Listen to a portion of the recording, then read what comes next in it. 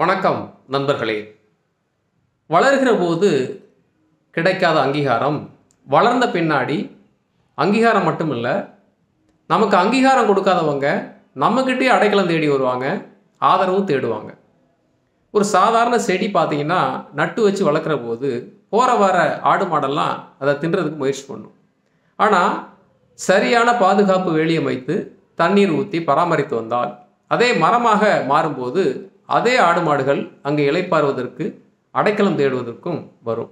அதே மாதிரி தான் வாழ்க்கையில் நம்ம வளர்கிற போது இவெல்லாம் எங்கே பெரிய ஆளாக வரப்போகிறேன் அப்படின்னு அலட்சியம் பண்ணவங்க, இல்லை வளர்கிற போது எந்த உதவியும் செய்யாதவங்க, கண்டுக்காமல் போனவங்க பின்னாடி மிகப்பெரிய ஆளாக வளர்ந்து நிற்கிற போது எனக்கு ஏதாவது உதவி செய்ய அப்படின்னு சொல்லி நம்மக்கிட்டே ஆதரவு தேடி வருவாங்க. அதனால் என்ன விதமான வருத்தமும் சங்கடமும் அவமானமும் வந்தால் அதை கண்டுக்காமல் நீங்கள் வளர்ந்து மரமாக முயற்சி பண்ணுங்கள்.